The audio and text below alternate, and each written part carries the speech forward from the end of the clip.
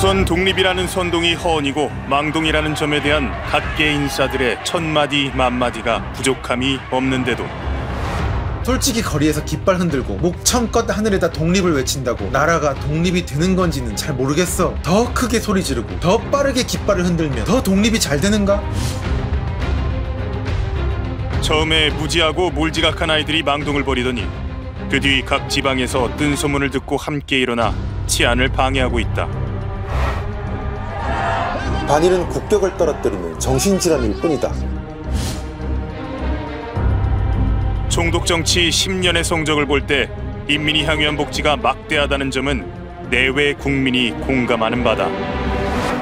일제시대의 삶의 질이 조선시대의 삶의 질보다 월등하게 낮죠.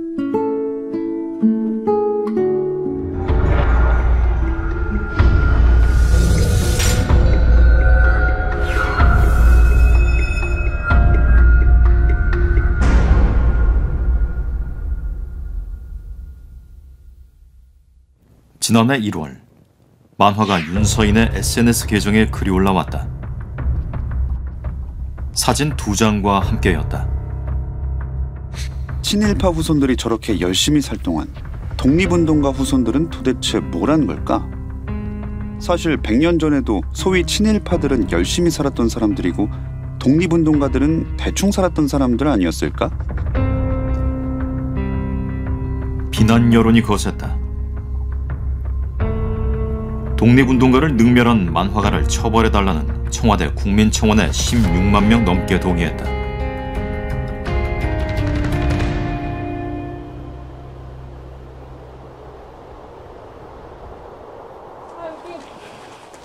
그가 올린 사진 속 집, 어느 독립운동가의 후손인 걸까? 예. 어서 오십시오. 예. 아이고, 반갑습니다. 예, 멀리 오시느라 고생하셨습니다. 아니, 이게, 집안에 들어서자 독립유공자 증서가 손님을 만난다. 아, 요거를 꼼꼼하게 저렇게 다 처리를 해놓으셨네요. 예, 저희 아버지가 이 할아버지를 굉장히 자랑스럽게 그렇게 얼마나 자랑스럽게 많이 생각하셨습니다. 경북 영천 지역에서 홍종현, 조재복 선생 등과 함께 만세운동을 벌였던 조병진 선생. 좀 일찍 돌아가셨겠네, 그러면. 우리 할배는 만세를 부리고 이 사람을 기리고. 장날이었던 1919년 4월 12일 영천 보통학교 앞 시장에 1000여 명의 사람들이 모였다. 조 선생은 전날 미리 준비한 태극기와 독립 만세기를 들고 만세를 외쳤다. 5번 불렀다 갔다가 3번 불렀다 갔다가 맨서 몸 뿌리고 붙들리다 갔다가 일본 경찰한테 그래가 붙들리가 지역을 할래 매로 맞을라 해가 옛날 사람 지역 산다 하면 죽는 거 아니다. 그래가 지역 안 사고 매로 맞을라 해가 90찰로 맞았단 말이야. 조 선생은 현장에서 일본 순사 김배석에게 체포됐다가 태형 90대를 맞고서야 풀려났다.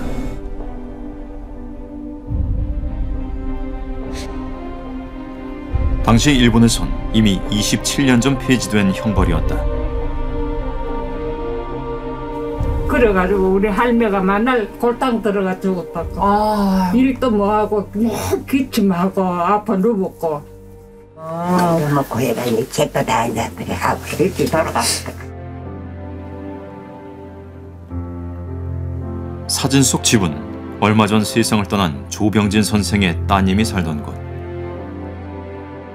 병진 할아버지의 그 따님, 삼남 일녀신데 그 따님 집이더라고요.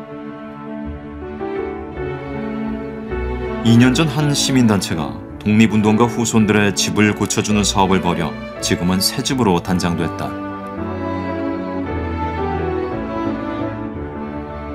윤서인 씨가 비하하기를 대충 살았느니, 독립운동을 하면 대충 살았느니, 그런데 사람마다 사고의 방식의 차이는 있지만은 어떻게 대한민국의 국민으로서 독립운동을 하신 조상들을 저렇게 폄훼할까? 그런데 윤서인은 자신에 대한 비난 여론이 커지자 게시물을 삭제하고 해명 글과 방송을 올렸다. 오해라는 것이었다. 그래도 나는 양심껏 100% 저런 의도의 글을 썼던 거야.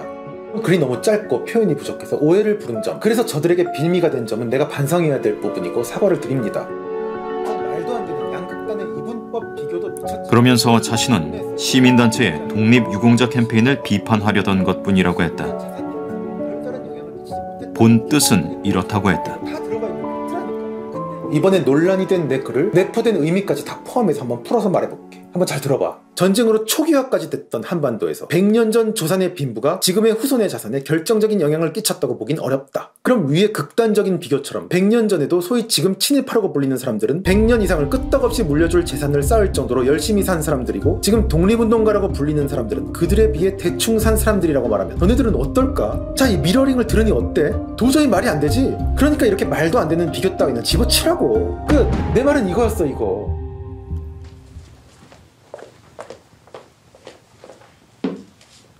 독립운동가 후손들은 그의 말을 어떻게 생각할까?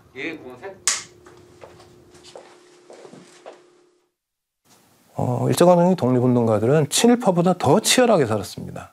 단 독립을 위해서 그 치열한 삶을 바쳤을 뿐이죠. 대부분의 친일파들은 열심히 살았다기보다는 일제 권력에 빌붙어서 재산을 증식했다고 하는 것이 오히려 맞고요. 윤선 씨 논리대로 하면 보원 정책도 필요 없어요. 그냥 죽은 거면 죽은 거고 재산을 바친 거면 바친 거고 그걸로 끝나야지 왜 10년 뒤, 20년 뒤, 100년 뒤에 계속 보상하느냐. 그럴 필요 없다는 거죠.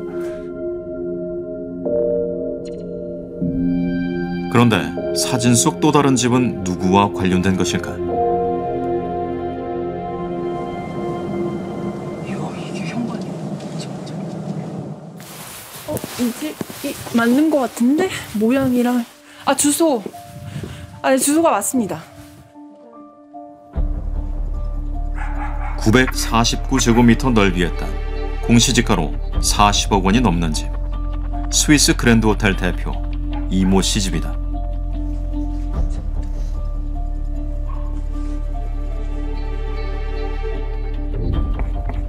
이 씨의 증조부는 이혜승, 조선 왕족의 종친이었다. 일제강점기 거물 친일파로 변신한 인물이다.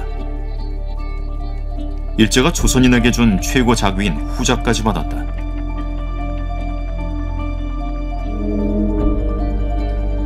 이혜승은 이완용 주도로 설립된 친일단체 고문으로 활동하고 일제 조선인 민족말살정책단체의 발기인을 지냈다.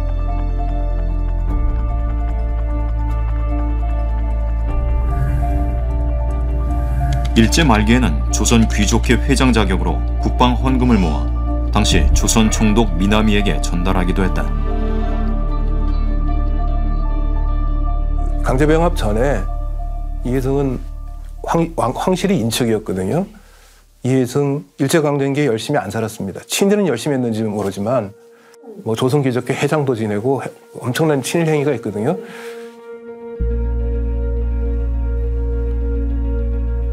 이혜승은 일제로부터 받은 거액의 은사공채로 투자를 하고 조선 총독부로부터 토지를 빌리거나 광업권을 받아 경제력을 키웠다.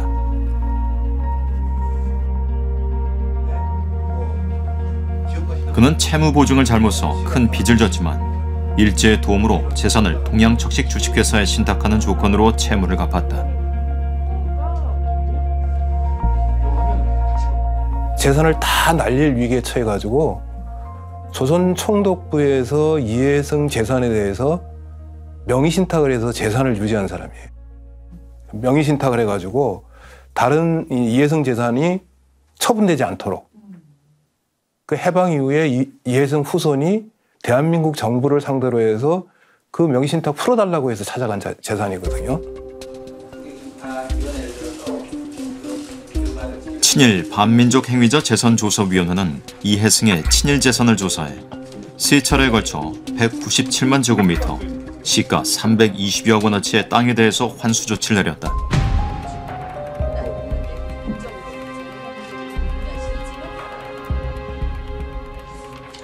하지만 그의 후손들은 소송을 통해 이 땅을 거의 되찾아갔다. 이혜승이 일제로부터 자귀를 받은 건 한일 합병에 공이 있어서가 아니라 왕실의 종친이기 때문이라는 후손들의 주장을 법원이 받아들인 것이다.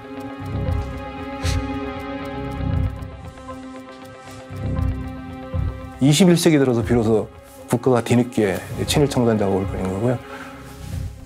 정부 수립회에 마땅히 해야 될 일을 오랫동안 미루는 바람에 대한민국 사회가 많이 꼬인 거죠. 옳은 게 옳지 않은 게 되고 옳지 않은 게 옳은 게 되는 이상한 나라가 돼버린 거죠. 그런 것을 바로 잡아야 되는데 저렇게 이상한 소리를 하는 사람들이 계속 등장하면은 과연 그것이 바로 잡아질지 그런 걱정이 됩니다. 그런데 윤서인의 역사 왜곡 발언은 여기서 그치지 않는다. 3.1 만세운동 당시 한반도인들은 태극기를 들지 않았어. 진짜 상상이 안 가네. 우리 어렸을 때는 분명히 유관순 누나가 거사 전날 비밀리에 모여서 문 잠가놓고 일본군의 눈을 피해서 정성껏 미리 몰래 태극기를 만들어서 준비해가지고 다음날 아오네 장터에 나가서 품속에서 짠! 태극기를 꺼내 대한독립 만세! 이렇게 외치면서 수만 명이 태극기를 휘두르는 걸로 3.1운동이 시작됐다고 철석같이 믿고 있었는데 현실은 그게 아니었네. 태극기를 꺼낸 적도 없고 대한독립 만세라고 외친 적도 없었네. 사실일까? 3.1운동 당시에 태극기가 없었다는 주장은 거짓이라고 단정할 수 있습니다.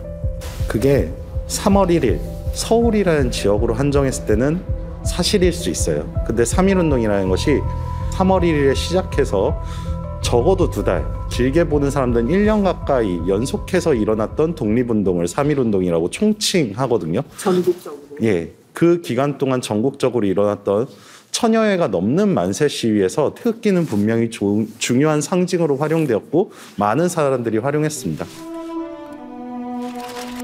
조병진 선생이 영천 장터에서 태극기를 들고 만세를 부른 것도 1919년 4월 12일이었다.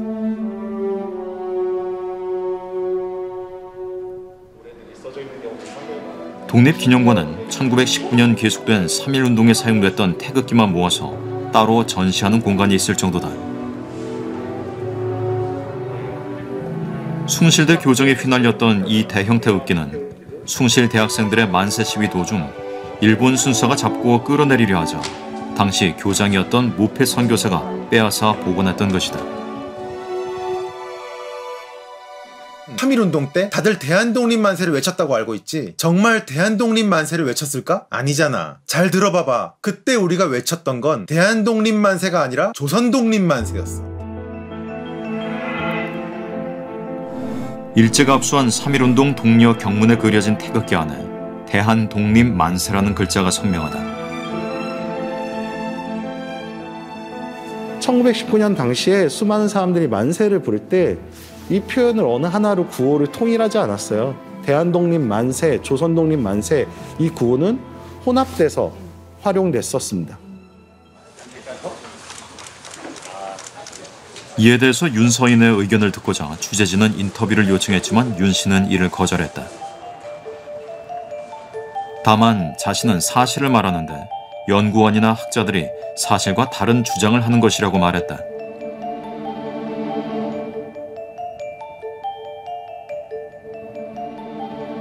윤 씨는 SNS 계정에 이런 글을 올리기도 했다. 세계가 인정하는 우리 민족의 자발적인 비폭력 저항운동 3.1운동의 특징. 열심히 참여 안 하면 주최 측이 집에 불 지르고 다 죽임. 이런 강요하는 부분이 있었다는 거는 정말 몰랐었어. 우리가 속았잖아. 거짓말은 나쁜 거잖아. 정말 끔찍하고 무서운 협박의 말들이 공공연하게 적혀 있었던 게 사실이었잖아. 차이나 프레스지의 기자로 한국에 파견된 나다니엘 페이퍼는 1919년 3월 1일을 이렇게 서술했다.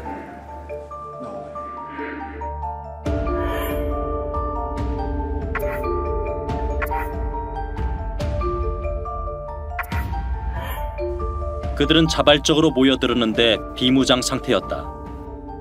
일본 경찰과 헌병, 군인들이 곤봉과 총검으로 때리고 찌르며 일제히 총격까지 가해도 그들은 비폭력으로 대응했다. 경찰은 찌르고 베고 차고 죽였지만 거리로 나온 수많은 이들은 만세를 외쳤다. 참가하지 않은 지역이나 지역민들에 대한 실질적인 그런 협박에 따른 보복 행위가 발생했느냐, 그런 건이 현재 한 건도 확인되지 않습니다. 그런데 만약에 3.1운동이 그렇게 비자발적이고 폭력적인 시위였다라고 하면 그것을 대대적으로 영문, 신문이나 팜플렛으로 홍보를 하는 과정을 했겠죠.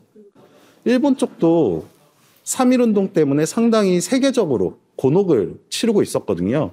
근데 그런 자료에도 그런 협박적 언사가 실제 살해나 방화로 이어졌다라는 보고 내용은 전혀 없습니다. 경륜들이나 뭐 경고장, 알림, 글에 보면 위협적으로 느낄 만한 살인, 방화 이런 것들을 통해서 3.1운동에 동참하라 이런 글들이 많이 나와 있거든요. 사실 그 이전에 전 세계적인 여러 역사에서 확인되는 현상이라는 거예요. 독일의 농민봉기, 인도에서 일어났었던 농민봉기, 이런 데에서도 상당히 빈번하게 발생되는 내부 공동체에 강력하게 이 운동에 참여할 것을 요구하는 현상으로 빈번하게 나타납니다. 이게 이제 불과 윤서인의 역사 왜곡을 보다 못한 독립유공자와 후손들은 그를 상대로 소송을 제기했다. 참여한 광복회 회원만 400명이 넘는다. 그중에는 100살이 넘은 고 이무철 옹도 있었다. 학문의 자유, 수업의 모든 1차 소동 흡상입니다. 이렇게 내용이 방대하죠. 그 다음에 이 사건 소의 원고가 될 수 있는 그분들 중에 원하는 분들은 전부 다 받아서 2차, 3차, 4차, 5차, 뭐 20차, 30차까지 계속 소를 제기할 계획입니다. 그런데 윤서인이 소송을 당한 건 이날이 처음이 아니다.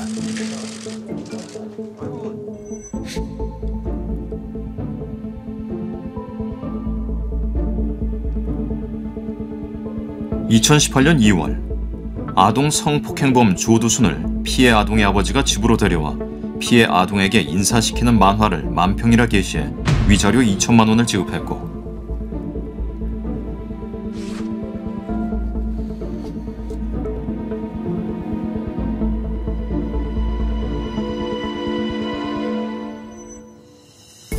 (2016년엔) 농민 시위 중 사망한 고 백남기 노인의 딸을 그린 만화로 물의를 일으켰다가 벌금 700만 원 형이 확정됐다.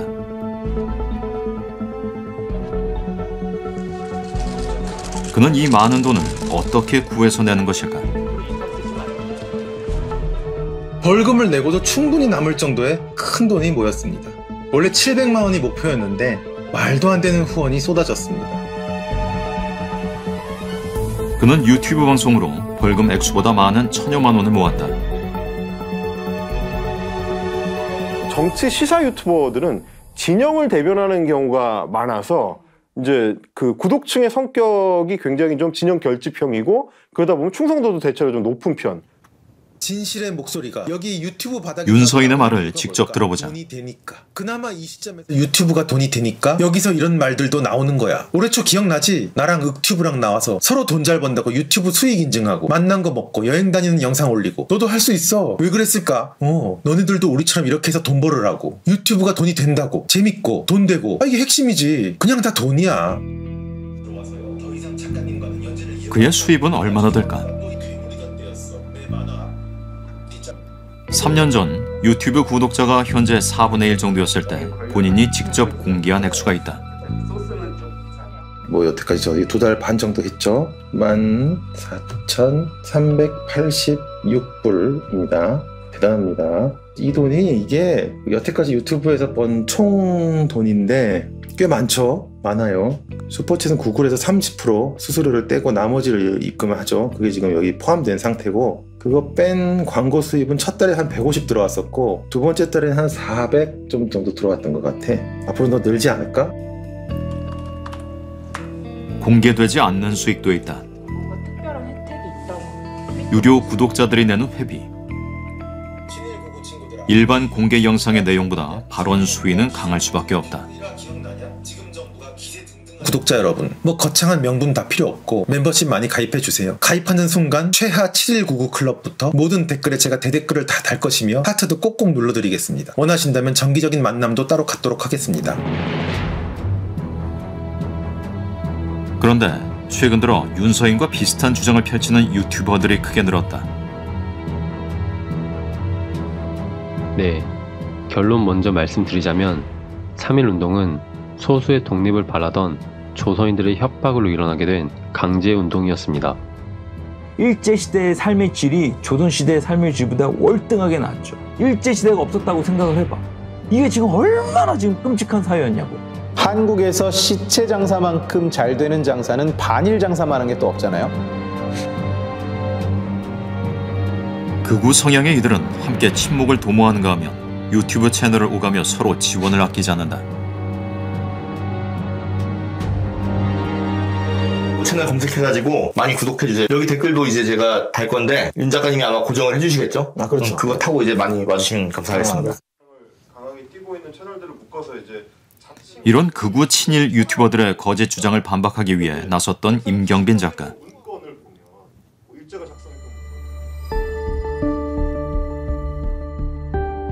이런 날이 언제 올까 싶었는데 오기는 오네요. 나오란 말이야. 뭐가 무서워서 빤스런을 해. 계란이 왔어요. 계란이. 이들은 임시집 주변을 돌며 소란을 피우는 상황을 중계하다 경찰이 출동하기도 했다. 아니 내가 너무 궁금한 게 이거요. 아니 5.18을 보내버린답니다. 힘들어 죽겠다고 경찰분도 힘들으시잖아. 갈게요. 네 갈게요. 저런 친구들을 언급해주는 것 자체가 그냥 홍보가 될 수 있다. 자칫하면 오히려 키워주는 게 될 수 있다. 이제 이런 문제의식들이 굉장히 강했던 시절이에요. 그러다 보니까 음지에서 계속 이 덩치가 커지고 영향력이 커지던 시점이라 그거를 좀 차단하고 제대로 좀 정리를 하려면 똑같은 방식으로 대응하는 별도의 움직임이 필요하겠다라는 생각을 했었던 거고, 이 부정론은 아까도 얘기했지만 마치 진실 공방인 것처럼 좀 꾸미고 있는 거잖아요. 그래서 저는 더 열심히 해가지고 이제 특히 이제 연구에 그치지 않고 대중적인 컨텐츠라든지 교육적인 측면들을 더 고려를 해야 된다고 생각하고 많은 사람들에게 이걸 좀 알려야 된다고 생각을 해요. 이들의 대표 공격 대상 중 하나가 바로 일본군 위안부 문제다. 사업회 일본군 위안부 정의실현 경남연대. 지난달 9일 일본 대사관은 30년 동안 이어져온 수요 집회가 어김없이 열렸다. 박물관 대학생 SNS 기자단체. 지금 만약에 일본에서 핵심 부품을 그 옆에는 수요 집회에 반대하는 시위가 동시에 열리고 있었다. 위안부 살이 중단하라. 오직과 증오의 상징 오느정을 철거로 철거하라. 정말로 올해 안에. 그런데 이날 현장엔 많은 유튜버들이 이 반대 집회를 실시간으로 중계하고 있었다. 그중엔 방송 내내 성행위를 묘사하며 할머니들을 모욕하는 유튜버도 있었다. 성행위를 흉내를 내면서 성노예가 뭐 위안부가 어딨냐, 다 창녀다, 돈 받고 하는 거다 이런 식으로 하면서 뭐 너네도 그런 식으로 당해보고 싶냐 뭐 이런 식으로 계속 이 여학생들 상대로 계속 그 행위를 하는 거죠. 정의기억연대의 모토였던 한국정신대 문제 대책. 이들이 위안부 할머니들에게 원색적인 비난을 쏟아내는 근거는 무엇일까? 감사합니다. 다음 연대 발언. 소중한 딸내미와 여동생이 끌려가는 상황에서 우리네 아버지와 오빠들은 멀뚱멀뚱 가만히 보고 있었을까? 그럴 리가 없잖아. 뭔가 곡괭이라도 들고 일본 순사들한테 목숨 걸고 달려든 조선인들이 엄청나게 많았을 거야. 근데 내가 아직 본 적이 없네. 그 많다는 독립투사들과 김구 선생님은 왜 이런 제일 중요한 투쟁은 하나도 안 하셨는지 모르겠어. 지금 위안부 할머니들 빈농의 딸, 첩의 딸, 기생의 딸들이었어. 몸이라도 팔지 않으면 정말 집에서 짐짝 취급받던 사람들이라고. 하나같이 자기의 그 가난을 자기 몸뚱아리 하나로 극복하려고 했던 인생의 개척자들이라고. 위안부 할머니들 매춘부 맞아. 그런데 유튜버 뒤로 보이는 책장에 꽂혀있는 책 한 권. 반일 종족주의. 이승만 학당에서 강의한 내용을 6명의 학자들이 정리했다는 이 책은 일본에서도 출판돼 40만 권 넘게 팔렸다.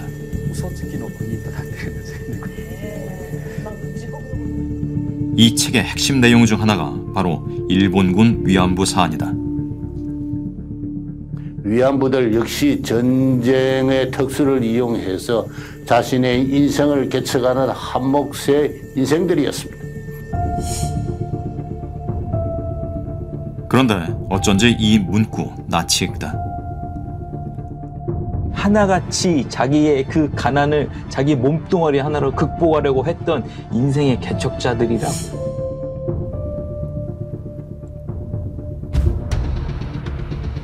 원 저자가 있었던 셈이다. 자신의 의지와 선택에 따라서 행해지는 위안부 자신의 소규모 영업이었습니다.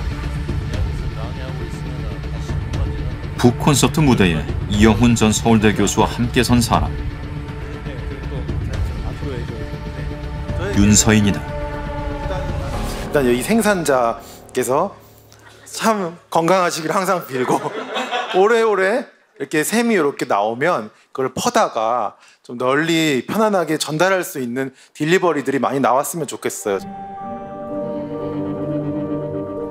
이들의 말대로 위안부 할머니들은 스스로 인생을 개척한 것일까?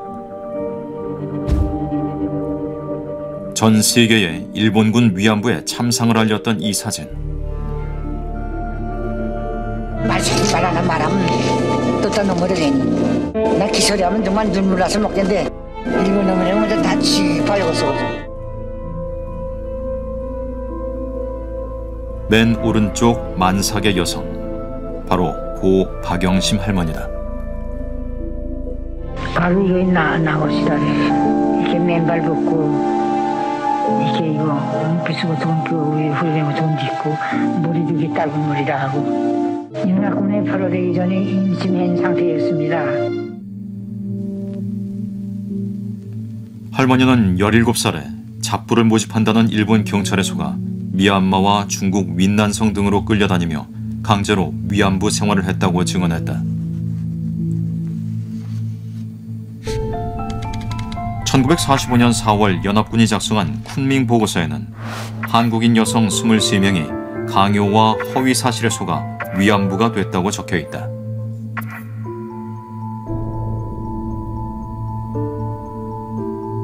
한국을 떠났던 날짜가 1939년. 그 사진을 제가 좋아하는 그리고 그 23명의 명단에 박영심 할머니 이름이 들어있다. Compulsion and Misrepresentation. 그러네요. 예, 광요와 취업 사기에서 취업 사기에 의해서 위안부가 되었다. 네, 예. 라고 돼 있습니다. 그러니까 자꾸 문서 자료 없냐 물어보는데 혹시 뭐 일본 군인 복장을 한 사람이 한복 입은 조선인 여성의 머리채를 붙들고 끌고 왔다. 이송은 뭐 어떻게 했다? 뭐 그다음에 상황은 처참했다. 뭐 이런 거를 이런 문서는 없어요. 일단 강제의 국내적 의미를 사전을 찾아보세요.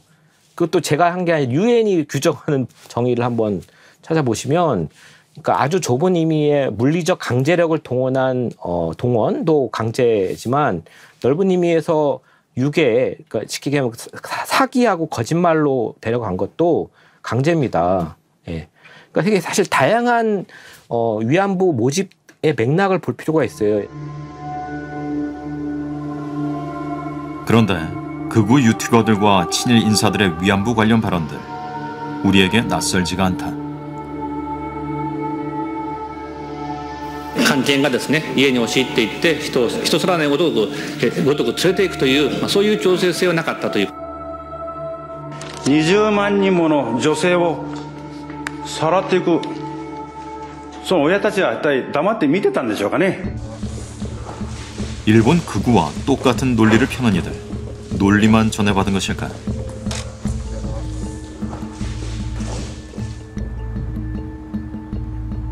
이영훈 교수가 이사장으로 있는 낙성대 연구소는 2005년부터 2008년까지 일본 도요타 재단으로부터 연구비를 지원받았다.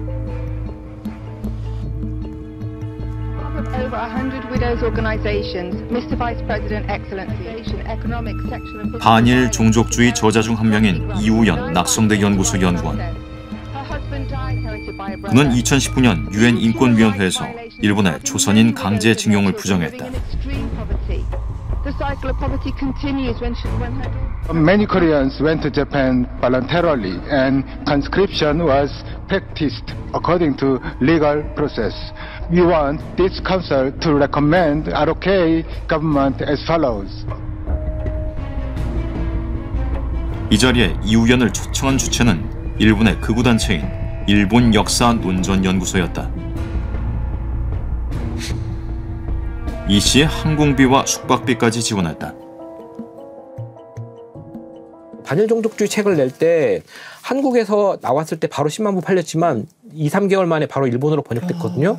그래서 사실은 이승만 TV의 원래 강의 채널, 강의 컨텐츠가 책이었는데 이미 그 강의 컨텐츠는 한국어와 일본어가 동시에 자막으로 떴고요. 맞아요. 그러니까 이게 돈이 되는 거잖아요. 아까 다시 돌아가지만. 그리고 사실은 그런 노력들이 일본 이제 정부나 일본의 우파들의 네트워킹 노력과 맞물려 있다고 생각을 해요. 위안부들 몇 명이 휠체어를 타고 나타나. 일본 정부와 극우 세력이 국내 친일 극우 세력과 통하는 사이 우리는 무엇을 한 것일까? 앞서 윤서인을 상대로 소송을 제기한 독립운동가와 그 후손들은 우리 정부 역시 소송 대상에 올렸다.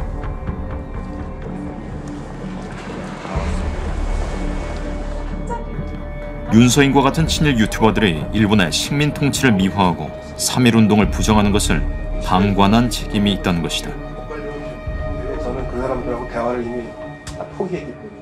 제가 어렸을 때만 하더라도 누구도 친일파 찬양 못했습니다. 누구도 일제 식민 지배를 노골적으로 찬양을 못했어요. 그만큼 역사를 잘 모르는 사람들이 늘어났다는 생각이 들고요.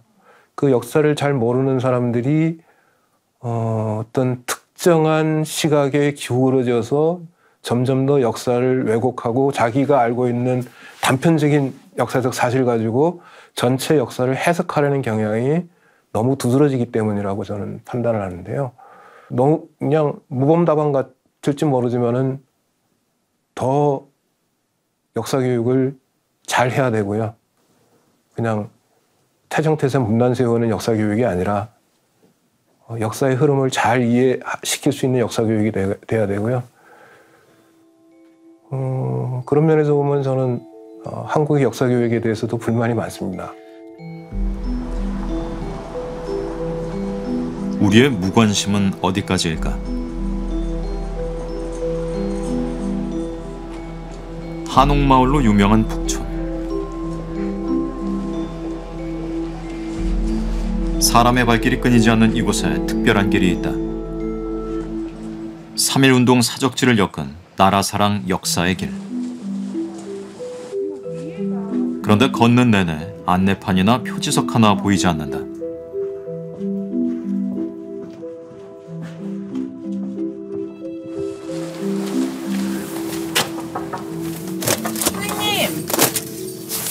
선생님, 여기가 무슨 나라사랑 애국길?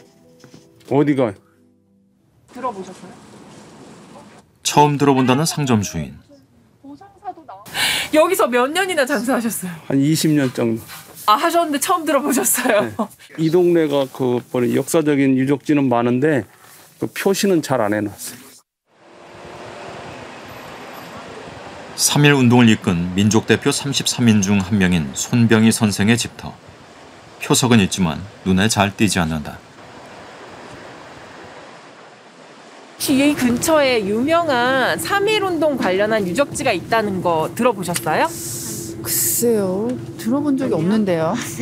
뒤로 한 번만 잠깐 돌아보시겠어요? 아, 여기가 손병희 선생님 집터구나.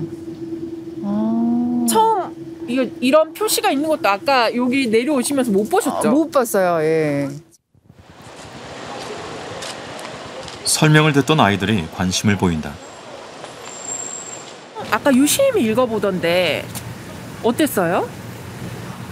이런 사람이 있었나라고 생각이 들었어요. 이게 조금 더 크고 컬러풀했으면 눈에 더 띄지 않았을까 싶은데 그런 점이 좀 아쉬워요? 네. 서울시가 지금까지 3.1 만세운동과 관련해 시내에 세운 표석은 모두 16건. 이 중 15건은 1999년 이전에 세웠고 그 이후로는 2020년 단 한 건뿐이다.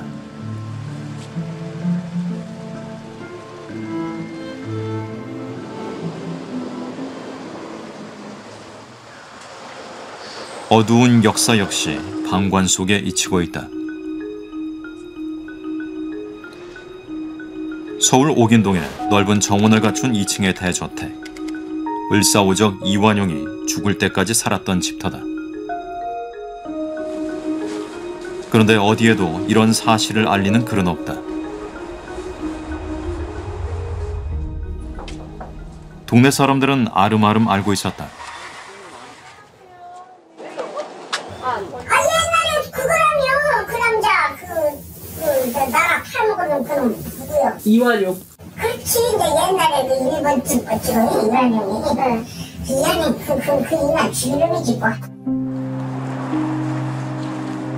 그런데 주민들은 그 터의 집이 과거 이완용이 살던 집과 아주 비슷하다고 알려준다. 한양마에 살아. 한양마에 집을 지어서 좀 그렇게 하고 사셔. 아니 그러면은 우리 어머님이 여기 계실 때 그 집을 새로 지었어요? 그렇지. 새로 지었지. 실제 이완용의 집과 비교해봤다. 2m 정도 튀어나온 출입구와 이를 받치고 있는 원형 기둥 등 얼핏 보기에도 닮아있다. 2003년 이 집을 새로 지은 집주인은 제1교포 출신의 70대 사업가. 대규모 골프장과 리조트를 갖춘 모 그룹의 회장이다. 그런데 이 집을 실제 이완용이 살던 집으로 알고 찾아오는 사람도 있다고 한다.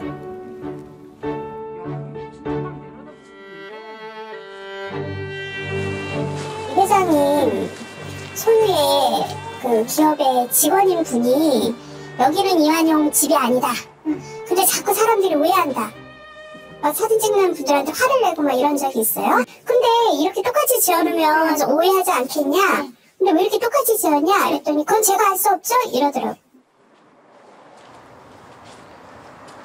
특별한 사정이라도 있는 건지 들어보려고 해당 집을 찾았지만 자세한 얘기는 들을 수 없었다.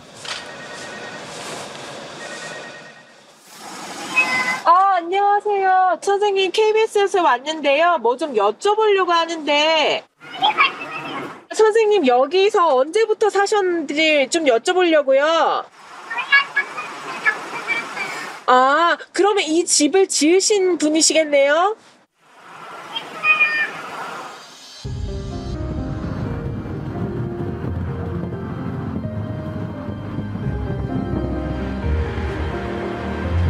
오스트리아 북서부 도시 브라우나우 아민. 17세기에 지어진 낡은 아파트. 바로 이 건물 3층에서 히틀러가 태어났다. Wie war das jetzt als Bewohner mit dem Hitlers Geburtshaus? Es war nicht leicht. Ja, selbstverständlich hat es früher Aufmärsche gegeben von Neonazis, die sind hier durch Braunau durchgezogen und vom Hitlerhaus vorbei. Jedes Jahr kommen am Geburtstag vom Hitler irgendwelche Neonazis und wollen hier feiern oder es kommen auch jeden Tag stehen 1, 2 Leute und schauen sich das Haus an. Also. 최근 신나치주의 등이 득세하면서 이곳은 극우 세력의 일종의 성지처럼 돼버렸다.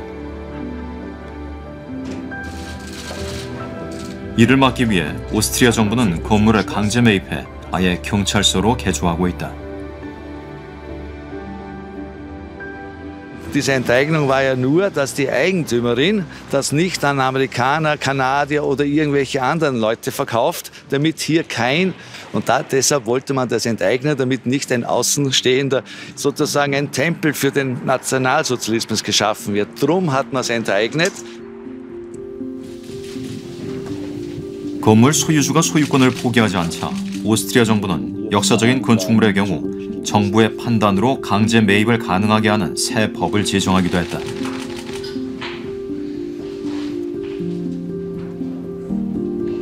우리와는 사뭇 다른 모습이다.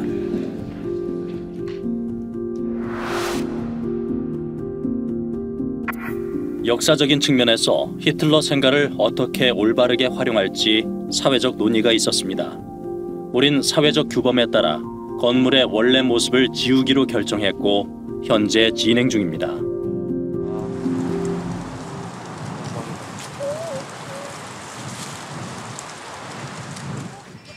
선생님 안녕하세요. 초대해 주셔서 감사합니다. 77년 전 만주에 있었던 원건희 씨의 할아버지. 1945년 9월이고요. 해방을 맞이하여 당시 교민의 주최로 경축대회가 개최되었고 아침에 태극기를 달고 대중들은 광장에 모여서 수천 명이 웅집하였다고 합니다. 원 씨의 할아버지는 조국의 해방 소식이 전해져 축제가 열렸던 그날 대표로 기념 축사를 한 원병상 선생이다. 원 선생은 17살의 가족과 함께 만주로 건너가 신흥 무관학교 교관을 지냈다고 한다.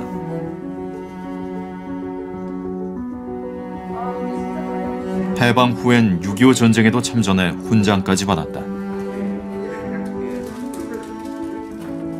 그때 우리 사전 인터뷰할 때 추우면 마음이 아프다고 생각나는 게 있다고 하셨어요.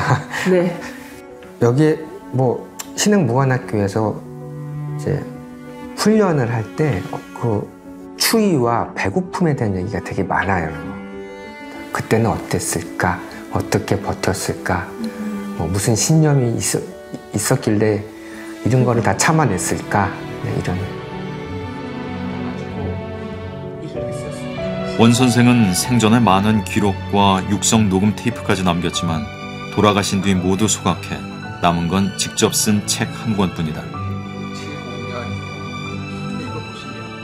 여기에 저희 할아버지가 있을 거라고 생각을 안 했죠. 저도 추정인데 저는 이분이라고 봅니다.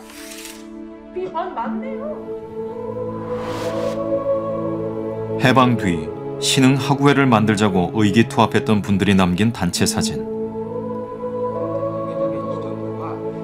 할아버지께서 남긴 기록과 사진에 찍힌 날짜도 일치한다. 하지만 아직 독립유공자 서훈은 받지 못했다. 증거 자료가 부족하다는 이유였다. 저는 더 제가 꼭 할아버지가 된 것처럼 자긍심이 어떻게 표현하지 못할 정도로 있죠. 기록을 그나마 남기셔서 저까지 오게 된 거지. 제가 한 명한테까지. 이것들을 정말 잘 국가에서 선제적으로 자료 모으고 연구하고 알리고 대우해줘야 된다고 저는 봐요.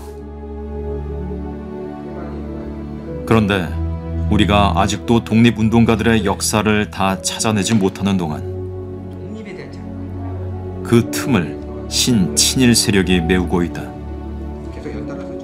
少なくとも植民地期それから、解放直後の親日っていうのはそれよりももっと重たい、人の政治生命あるいは市民的権利にも関わるような、重い意味があったというふうに、僕は理解していまして、特にこの親日というその当時の親日の意味というのは、例えば独立運動をやるような人たちに直接の危害を与えたり、あるいはこの総督府の高位高官としてですね、当時の民衆たちに悪影響を及ぼすような徴兵だったり教室だったりそういったものに加担する人たちというような意味合いが非常に強かったというふうに思います。日本でですね、授業をやっていても、親日っていうのはもっとこんな重たい意味があったんだっていうふうに学生に言うと、あ、そうだったんだってびっくりするわけですよ。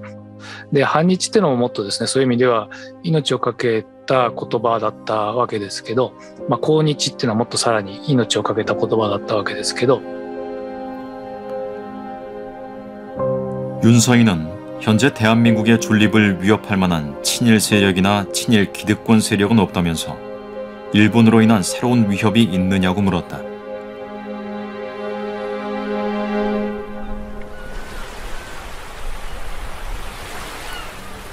친일 세력의 목소리가 갈수록 커지는 가운데 맞은 3.1운동 103주년.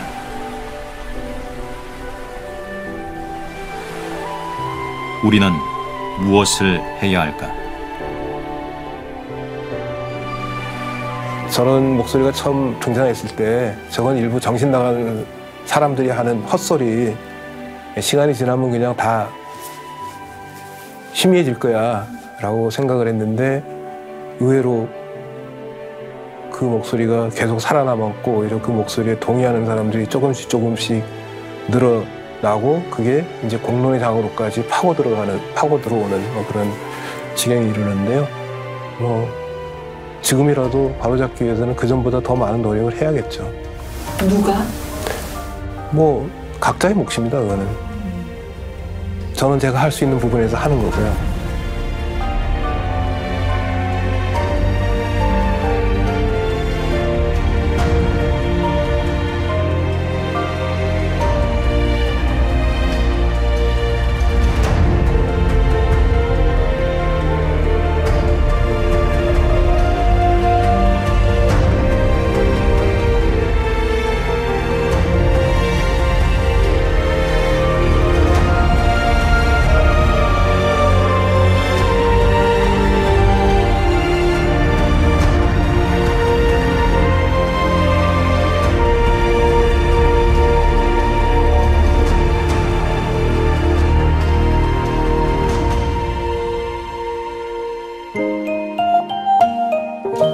KBS